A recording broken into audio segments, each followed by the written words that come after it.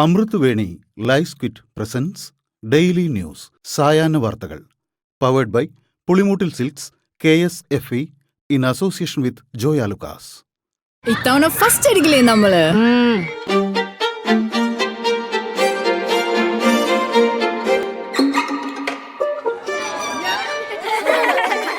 കുട്ടികൾക്കൊക്കെ പെയിൻ ശല്യം ഉണ്ടാകും. അതുകൊണ്ട് ലൈസ് കിറ്റ് ഉപയോഗിച്ച് ക്ലാസ്സിൽ വരാൻ പ്രത്യേക ശ്രദ്ധിക്കണം. ലൈസ് കിറ്റ് ലൈസ് റിമൂവർ പെയിൻ ശല്യത്തിൽ നിന്നും ഉടനടി ആശ്വാസം. നമസ്കാരം, ഞാൻ നീതു കൃഷ്ണ. ഡെയിലി ന്യൂസിന്റെ സായാഹ്ന വാർത്തകളിലേക്ക് സ്വാഗതം. ഇന്ന് നവംബർ 20 വ്യാഴാഴ്ച. ശബരിമല സ്വർണ്ണ കവർച്ച കേസിൽ എൻ വാസുവിന് പിന്നാലെ 2019 ദേവസ്വം ബോർഡ് പ്രസിഡന്റായിരുന്ന എ പത്മകുമാർ അറസ്റ്റിൽ. CPM പത്തനംതിട്ട ജില്ലാ കമ്മിറ്റി അംഗമാണ് പത്മകുമാർ. പ്രത്യേക കേന്ദ്രത്തിൽ മണിക്കൂറുകൾ ചോദ്യം ചെയ്തതിനു ശേഷമാണ് SIT പത്മകുമാറിന്റെ അറസ്റ്റ് രേഖപ്പെടുത്തിയത്.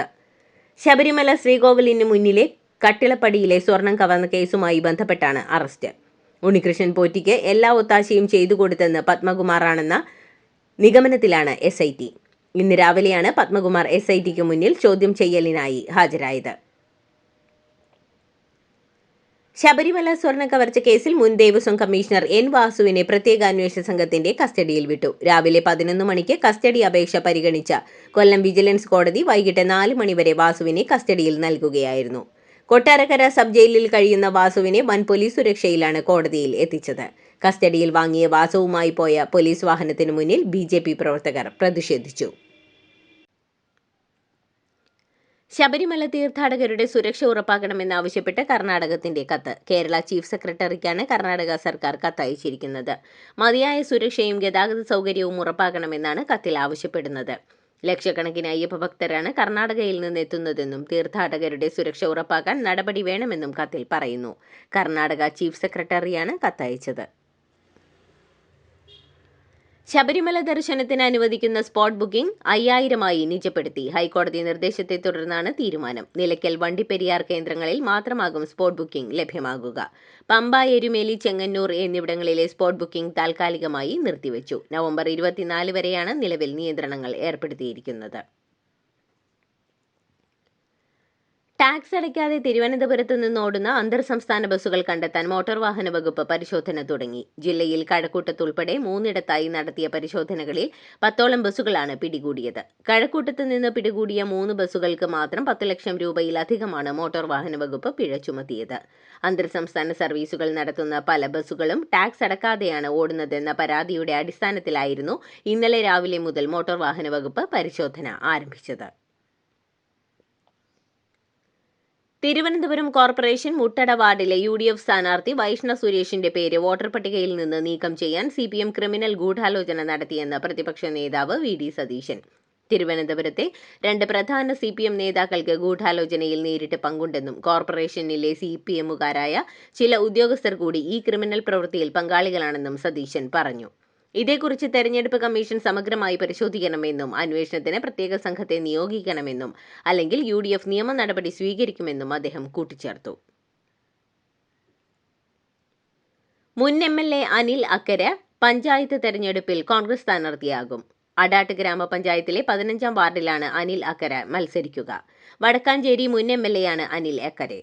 2000 മുതൽ 2010 വരെ അടാട്ട് ഗ്രാമപഞ്ചായത്ത് അംഗമായിരുന്നു. 2000 മുതൽ 2003 വരെ പഞ്ചായത്ത് വൈസ് പ്രസിഡന്റും 2003 മുതൽ 2010 വരെ പഞ്ചായത്ത് പ്രസിഡന്റുമായിരുന്നു. ഈ കാലയളവിൽ സംസ്ഥാന ദേശീയ പുരസ്കാരങ്ങൾ പഞ്ചായത്തിന് ലഭിച്ചിരുന്നു.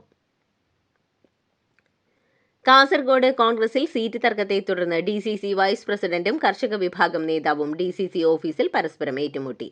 DCC വൈസ് പ്രസിഡന്റിന്റെ ജെയിംസ് പന്തമാക്കനും DKDF ജില്ലാ പ്രസിഡന്റ് വാസുദേവനുമാണ് ഏറ്റുമുട്ടിയത്. കയ്യാങ്കളിയുടെ ദൃശ്യങ്ങൾ പുറത്തു വന്നിട്ടുണ്ട്. സംഭവത്തെക്കുറിച്ച് അന്വേഷണം നടത്തുമെന്ന് KPCC vice president M. Liju പറഞ്ഞു. പാർട്ടിയുടെ അച്ചടക്ക നടപടിക്ക് വിധേയനായ PK ശശിയെ അനുകൂലിക്കുന്ന CPMലെ ഒരു വിഭാഗം മണ്ണാർക്കാട് മേഖലയിൽ പിടിമുറുക്കാൻ ശ്രമം തുടങ്ങിയതായി റിപ്പോർട്ടുകൾ.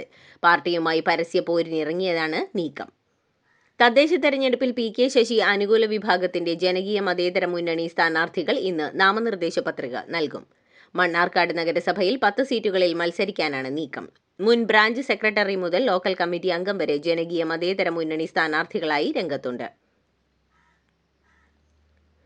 തദ്ദേശ തെരഞ്ഞെടുപ്പിൽ തനിക്ക് മത്സരിക്കുന്നതിന് നിയമപരമായി പ്രശ്നങ്ങളില്ലെന്ന് ആലപ്പുഴയിലെ UDF സ്ഥാനാർത്ഥി അരുണിമ എം. കുറുപ്പ്. ആലപ്പുഴ ജില്ലാ പഞ്ചായത്തിന് കീഴിൽ വനിതാ സംവരണ സീറ്റായ വയലാർ ഡിവിഷനിലാണ് ട്രാൻസ്വുമണായ അരുണിമയെ UDF മത്സരിപ്പിക്കുന്നത്. തനിക്കെതിരെ ചിലർ കുപ്രചാരണം നടത്തുകയാണെന്ന് ആരോപിച്ച അരുണിമ ഇതിനെയെല്ലാം നിയമപരമായി നേരിടുമെന്ന് വ്യക്തമാക്കിയാണ് രംഗത്ത് വന്നിരിക്കുന്നത്. കോഴിക്കോട് കോർപ്പറേഷൻ മേയർ സ്ഥാനത്തേക്ക് UDFന് സെലിബ്രിറ്റി സ്ഥാനാർത്ഥിയില്ല. കോഴിക്കോട് കോർപ്പറേഷനിലെ കല്ലായി ഡിവിഷനിൽ സെലിബ്രിറ്റി സ്ഥാനാർത്ഥി സംവിധായകൻ VM വിനുവിന് പകരം പ്രാദേശിക കോൺഗ്രസ് പ്രവർത്തകനെ മത്സരിപ്പിക്കാൻ കോൺഗ്രസ്. പന്നിയങ്കര കോൺഗ്രസ് മണ്ഡലം പ്രസിഡന്റ് ബൈജു കളക്കണ്ടിയാണ് പുതിയ സ്ഥാനാർത്ഥി. വോട്ടർ പട്ടികയിൽ പേരില്ലാത്തതിനെ തുടർന്ന് സംവിധായകൻ VM വിനുവിന് മത്സരിക്കാനായിരുന്നില്ല. ഇപ്പോൾ നടത്തുന്ന റിലേ OP ബഹിഷ്കരണം തുടരുമെന്ന് കേരള ഗവൺമെന്റ് മെഡിക്കൽ കോളേജ് ഡോക്ടർമാരുടെ സംഘടനയായ KGM-CTA. 5ാം ആഴ്ചയിലേക്കാണ് പ്രതിഷേധം നീളുന്നത്. പ്രതിഷേധത്തിന്റെ ഭാഗമായി നവംബർ 21 വെള്ളിയാഴ്ച, 29 ശനിയാഴ്ച എന്നീ തീയതികളിൽ OP, തിയറി ക്ലാസുകൾ എന്നിവ ബഹിഷ്കരിക്കുമെന്നും ചട്ടപ്പടി സമരം തുടരുമെന്നും സംഘടന വ്യക്തമാക്കി. ഔദ്യോഗിക കത്തിടപാടുകൾക്ക് മറുപടി നൽകിയില്ല. കൂടാതെ മറ്റ് സ്ഥിതിവിവര കണക്കുകൾ കൈമാറില്ല എന്നും സംഘടന വ്യക്തമാക്കുന്നു.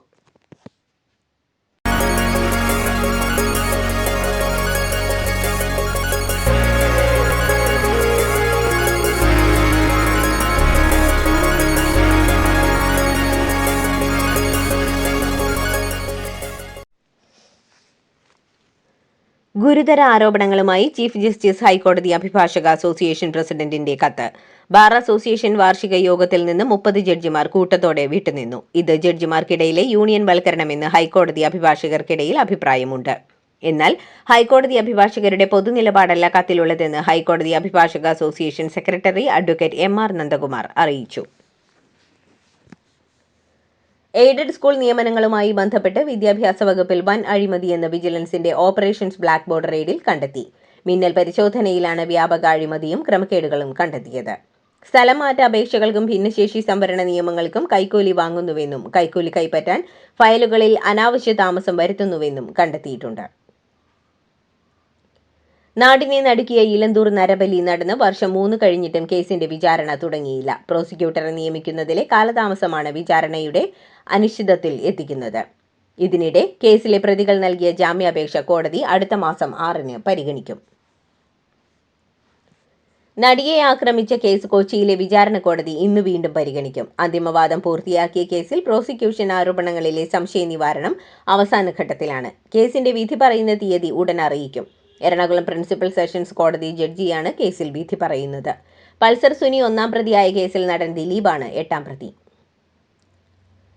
കരിപ്പൂർ വിമാനത്താവള പരിസരത്തു നിന്ന് പോലീസ് സ്വർണം പിടിച്ചതുമായി ബന്ധപ്പെട്ട് പോലീസിനെതിരെ കസ്റ്റംസ് ഹൈക്കോടതിയിൽ സത്യവാങ്മൂലം നൽകി.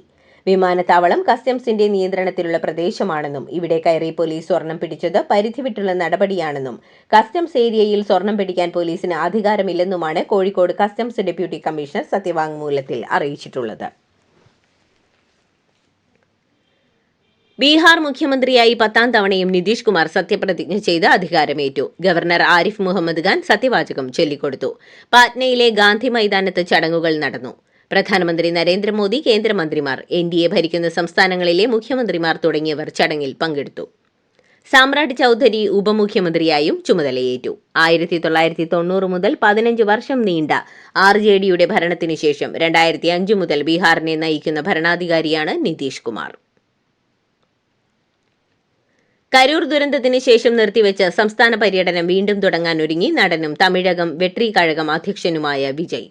ഡിസംബർ ആദ്യവാരം പൊതുയോഗം നടത്താനാണ് നീക്കം. 2 ജില്ലകളിൽ 2 യോഗങ്ങൾ വീതമായിരിക്കും നടത്തുക. ബുധനാഴ്ചയും ശനിയാഴ്ചയും യോഗങ്ങൾ നടത്താനാണ് ആലോചന. പാക് രഹസ്യാന്വേഷണ ഏജൻസിയുമായി ബന്ധമുള്ള ഗുണ്ടാ നേതാവിനെ ഏറ്റുമുട്ടലിൽ വധിച്ചെന്ന് പഞ്ചാബ് പോലീസ്. ഗുണ്ടാ നേതാവ് ഹർജിന്ദർ ഹാരിയാണ് കൊല്ലപ്പെട്ടത്. വിദേശത്തുള്ള ഗുണ്ടാ നേതാക്കളുമായടക്കം ഇയാൾക്ക് ബന്ധമുണ്ടെന്നാണ് പോലീസ് പറയുന്നത്. ഈയിടെ ജയിലിൽ നിന്നിറങ്ങിയ ഇയാൾ ഒരാളെ കൊല്ലാൻ ശ്രമിക്കുമ്പോഴാണ് പോലീസുമായി ഏറ്റുമുട്ടൽ ഉണ്ടായതെന്നും അമൃത്സർ കമ്മീഷണർ അറിയിച്ചു. ബില്ലുകളിൽ തീരുമാനമെടുക്കുന്നതിന് രാഷ്ട്രപതിക്കും ഗവർണർക്കും സമയപരിധി നിശ്ചയിച്ച 2-അംഗ ബെഞ്ചിന്റെ തീരുമാനം തള്ളി ഭരണഘടനാ ബെഞ്ച്. രാഷ്ട്രപതിയുടെ 14 ചോദ്യങ്ങളടങ്ങിയ റഫറൻസിനാണ് സുപ്രീംകോടതി മറുപടി നൽകിയത്. ഭരണഘടനയുടെ 200-ാം അനുച്ഛേദപ്രകാരം ബില്ലുകൾ ലഭിക്കുമ്പോൾ ഗവർണർക്ക് മുന്നിലുള്ള ഭരണഘടനാപരമായ അധികാരങ്ങൾ എന്തൊക്കെയാണ് എന്നുള്ളതിലാണ് സുപ്രീം കോടതിയുടെ മറുപടി. അനിശ്ചിതകാലത്തേക്ക് ബില്ല് പിടിച്ചുവെക്കാനുള്ള വിവേചനാധികാരം ഇല്ലെന്നും കോടതി വ്യക്തമാക്കി. ബംഗളൂരു നഗരത്തെ ഞെട്ടിച്ച 7 കോടി രൂപയുടെ കവർച്ചാ കേസിൽ അന്വേഷണം കൂടുതൽ ഊർജിതമാക്കി പോലീസ്. പ്രാഥമിക ചോദ്യം ചെയ്യലിൽ വാൻ ഡ്രൈവർക്കും പണം കൊണ്ടുപോയ ഏജൻസിയിലെ ജീവനക്കാർക്കും കവർച്ചയിൽ പങ്കില്ലെന്ന നിഗമനത്തിലാണ് ഇപ്പോൾ പോലീസ് എത്തിയിരിക്കുന്നത്. മണിക്കൂറുകൾ നീണ്ട ചോദ്യം ചെയ്യലിൽ ഇവരുടെ മൊഴികളിൽ വൈരുദ്ധ്യം കണ്ടെത്താനായില്ല. ഉച്ചയ്ക്ക് 12:30 JP നഗറിലെ അശോക പില്ലറിന് സമീപമാണ് കവർച്ച നടന്നത്. തമിഴ്നാട്ടിലെ തൂത്തുക്കുടിയിൽ വാഹനാപകടത്തിൽ 3 യുവ ഡോക്ടർമാർക്ക് ദാരുണാന്ത്യം. ഹൌസ് സർജൻമാരായ കോയമ്പത്തൂർ സ്വദേശി സ്വരൂപൻ, പുതുക്കോട്ടൈ സ്വദേശി രാഹുൽ സെബാസ്റ്റ്യൻ, തിരുപ്പത്തൂർ സ്വദേശി മുകിലൻ എന്നിവരാണ് മരിച്ചത്. 2 പേരുടെ നില അതീവ ഗുരുതരമാണ്. തൂത്തുക്കുടി ഗവൺമെന്റ് മെഡിക്കൽ കോളേജിലെ ഹൌസ് സർജൻസ്മാരാണ് അപകടത്തിൽപ്പെട്ടത്. ഇന്ത്യ മോസ്റ്റ് വാണ്ടഡ് ലിസ്റ്റിൽ ഉൾപ്പെടുത്തിയ അൽമോൻ ബിഷ്ണോയിയെ NIA ചോദ്യം ചെയ്യും. അമേരിക്ക നാടുകടത്തിയ ഗുണ്ടാത്തലവൻ ലോറൻസ് ബിഷ്ണോയിയുടെ സഹോദരനാണ് അൽമോൻ ബിഷ്ണോയ്. ഇയാളെ 11 ദിവസം NIA കസ്റ്റഡിയിൽ ചോദ്യം ചെയ്യും. NIA നടപടികളുമായി സഹകരിക്കുമെന്ന് അൻമോലിന്റെ അഭിഭാഷകൻ കോടതിയെ രേഖാമൂലം അറിയിച്ചിട്ടുണ്ട്. ചെങ്കോട്ട സ്ഫോടനവുമായി ബന്ധപ്പെട്ട് 3 പേർ കൂടി കസ്റ്റഡിയിൽ. ഹരിയാനയിലെ സോനയിലെ മസ്ജിദിലെ ഇമാം അടക്കം 3 പേരെയാണ് ഫരീദാബാദ് പോലീസ് കസ്റ്റഡിയിൽ എടുത്തത്. ചാവേറായ ഉമർ ഈ മസ്ജിദിൽ എത്തിയിരുന്നതായി കണ്ടെത്തൽ. അൽഫലാഹ് സർവകലാശാല കേന്ദ്രീകരിച്ച് 415 കോടിയുടെ കള്ളപ്പണ ഇടപാട് നടന്നു എന്നാണ് വിവരം. ചെയർമാന്റെ പാക് സന്ദർശനവും പരിശോധനയിൽ ഉൾപ്പെടുത്തിയിട്ടുണ്ട്. കൺഗ്രാചുലേഷൻസ് മിട്ടിക്കാട്ടോ. പൈലറ്റ് ആവണമെന്ന് പറയണേ. അവളുടെ ആഗ്രഹമല്ലേ, അവള് പറക്കട്ടെ. ചെലവ് എത്രയാന്ന്? KSFEയുടെ പുതിയ ഹാർമണി ചുറ്റി ചേരണം. കണ്ണടച്ചു തുറക്കും മുമ്പ് അവളുടെ +2 കഴിയില്ലേ. കടം വാങ്ങാതെയും സ്ഥലം വിൽക്കാതെയും കുട്ടികളെ പഠിപ്പിക്കാം. KSFE ഹാർമണി ചിട്ടികൾ. KSFE ഹാർമണി ചുറ്റിയിൽ ചേരുന്ന 100 ഭാഗ്യശാലികൾക്ക് സിംഗപ്പൂർ യാത്ര സൗജന്യം. രാജസ്ഥാൻ ജലവിഭവ മന്ത്രി സുരേഷ് സിംഗ് റാവത്തിന്റെ ഔദ്യോഗിക വസതിയിൽ പുള്ളിപ്പുലിറങ്ങിയതിനെ തുടർന്ന് ജയ്പൂരിലെ അതീവ സുരക്ഷാ മേഖലയായ VVIP സിവിൽ ലൈൻസ് ഏരിയയിൽ സുരക്ഷാ മുന്നറിയിപ്പ് നൽകി. മുൻ ഉപമുഖ്യമന്ത്രി സച്ചിൻ പൈലറ്റിന്റെ ബംഗ്ലാവ് ഉൾപ്പെടെ നിരവധി പ്രമുഖർ താമസിക്കുന്ന മേഖലയാണിത്. രാജ്ഭവൻ, മുഖ്യമന്ത്രിയുടെ വസതി, മറ്റു മന്ത്രിമാരുടെയും ഉന്നത ഉദ്യോഗസ്ഥരുടെയും ക്വാർട്ടേഴ്സുകൾ എന്നിവയെല്ലാം ഈ പരിസരത്താണ് സ്ഥിതി ചെയ്യുന്നത്. ബീഹാറിൽ തീവ്ര വോട്ടർ പട്ടിക പരിഷ്കരണത്തിന്റെ ഭാഗമായി ഏറ്റവും കൂടുതൽ വോട്ടർമാരെ ഒഴിവാക്കിയ മണ്ഡലങ്ങളിലും ഏറ്റവും കൂടുതൽ വോട്ടർമാരെ കൂട്ടിച്ചേർത്ത മണ്ഡലങ്ങളിലും NDA സ്ഥാനാർത്ഥികൾ വിജയിച്ചെന്ന് തെരഞ്ഞെടുപ്പ് കമ്മീഷന്റെ കണക്ക്.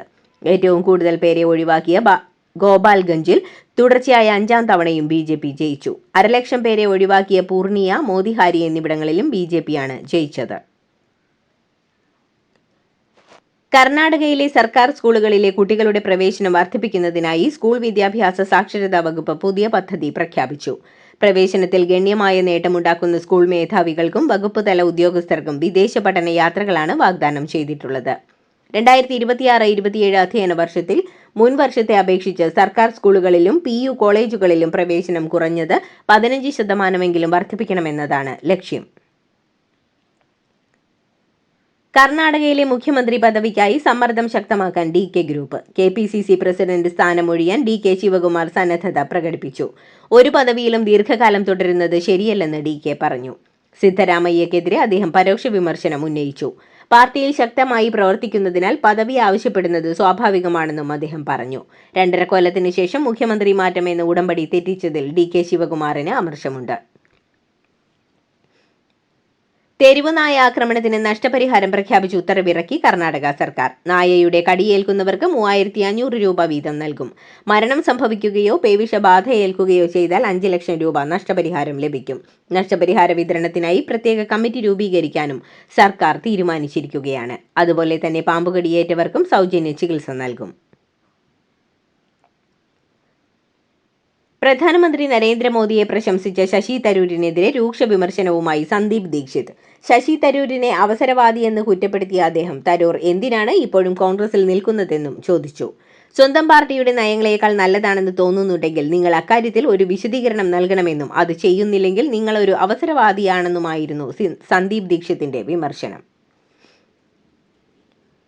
SIR കാരണം ബംഗാളിൽ നിന്ന് ബംഗ്ലാദേശിലേക്ക് മടങ്ങുന്നവരുടെ എണ്ണം വർദ്ധിക്കുന്നതായി റിപ്പോർട്ടുകൾ. 400-ലധികം പേർ അതിർത്തി കടക്കാൻ കാത്തുനിൽക്കുന്നതായാണ് റിപ്പോർട്ട്. അതിർത്തിയിലെ ഈ അസാധാരണമായ സാഹചര്യം നിലനിൽക്കവെയാണ് ബംഗ്ലാദേശ് ദേശീയ സുരക്ഷാ ഉപദേഷ്ടാവ് ഡോക്ടർ ഖലീലുർ റഹ്മാൻ ഇന്ത്യൻ ദേശീയ സുരക്ഷാ ഉപദേഷ്ടാവ് അജിത് ഡോവലുമായി കൂടിക്കാഴ്ച നടത്തിയത്. ഇന്ത്യൻ വ്യോമശക്തിയുടെ ഭാവിക്ക് നിർണായകമാകുന്ന സൈനിക നിർദ്ദേശവുമായി മോസ്കോ. അടുത്ത മാസം Russian president Vladimir Putin India സന്ദർശിക്കാനിരിക്കെ രാജ്യത്തിന്റെ ഭാവി ഫൈറ്റർ വിമാനങ്ങളുടെ ആവശ്യകതകൾ നിറവേറ്റുന്നതിനായി പുതിയ 5ാം തലമുറ സ്റ്റെൽത്ത് ഫൈറ്റർ ജെറ്റിന്റെ സാങ്കേതിക വിദ്യയിലേക്ക് നിയന്ത്രണങ്ങളില്ലാത്ത പ്രവേശനം നൽകാൻ റഷ്യ തയ്യാറാണെന്നും അറിയിച്ചിട്ടുണ്ട്. അത്യാധുനിക ജാവലിൻ മിസൈൽ സംവിധാനവും അനുബന്ധ ഉപകരണങ്ങളും ഇന്ത്യക്ക് വിൽക്കുന്നതിന് അമേരിക്കൻ അനുമതി. $45.7 മില്യൺ മിസൈൽ സംവിധാനം വിൽപ്പന നടത്തുക. ഡിഫൻസ് സെക്യൂരിറ്റി കോർപ്പറേഷൻ ഏജൻസി ബുധനാഴ്ച പ്രസ്താവനയിലൂടെയാണ് സർട്ടിഫിക്കേഷൻ അടക്കമുള്ള നടപടികൾക്ക് അനുമതി ലഭിച്ച കാര്യം അറിയിച്ചത്. മെയ് മാസത്തിൽ നടന്ന ഇന്ത്യ-പാകിസ്ഥാൻ സംഘർഷത്തിലെ വിശദാംശങ്ങൾ വ്യക്തമാക്കി US കോൺഗ്രസിന്റെ പുതിയ റിപ്പോർട്ട്. ഇന്ത്യയുടെ 6 ഫൈറ്റർ ജെറ്റ് തകർത്തെന്ന പാക് അവകാശവാദം തെറ്റാണെന്ന് റിപ്പോർട്ട് വ്യക്തമാക്കുന്നു. എന്നാൽ ഈ 4 ദിവസത്തെ സംഘർഷങ്ങളെ ചൈന ശരിക്കും ഉപയോഗപ്പെടുത്തിയെന്നാണ് റിപ്പോർട്ട് പറയുന്നത്.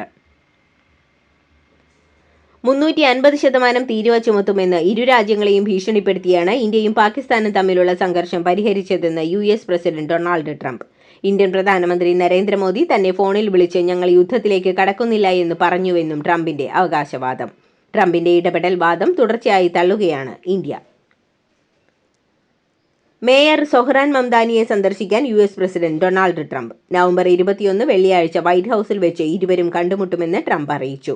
ന്യൂയോർക്ക് മേയർ തെരഞ്ഞെടുപ്പിന്റെ പ്രചാരണ വേളയിൽ ഇരുവരും തമ്മിൽ വാക്കുതർക്കമടക്കം ഉണ്ടായതിനു ശേഷമാണ് ലോകം കാത്തിരിക്കുന്ന കൂടിക്കാഴ്ച. സോഷ്യൽ മീഡിയ പ്ലാറ്റ്ഫോമായ ട്രൂത്ത് സോഷ്യലിലെ ഒരു പോസ്റ്റിലൂടെയാണ് ട്രംപ് ഇക്കാര്യം അറിയിച്ചത്. റഷ്യ-യുക്രൈൻ സമാധാന പദ്ധതിയുടെ 28 പോയിന്റ് കരാറിന് അമേരിക്കൻ പ്രസിഡന്റ് ഡൊണാൾഡ് ട്രംപ് അംഗീകാരം നൽകിയതായി NBC റിപ്പോർട്ട്. കരാറിൽ തീരുമാനമായാൽ ഇരു രാജ്യങ്ങളും തമ്മിലുള്ള യുദ്ധം അവസാനിക്കുമെന്നാണ് നയതന്ത്ര വിദഗ്ധരുടെ കണക്കുകൂട്ടൽ. ഇതോടുകൂടി ഡെയിലി ന്യൂസിന്റെ ഇന്നത്തെ സായാഹ്ന വാർത്തകൾ സമാപിക്കുന്നു. ഡെയിലി ന്യൂസിനു വേണ്ടി വാർത്തകൾ വായിച്ചത് നീതു കൃഷ്ണ. DailyNewsLive.in വാർത്തകൾ വിരൽ തുമ്പിൽ.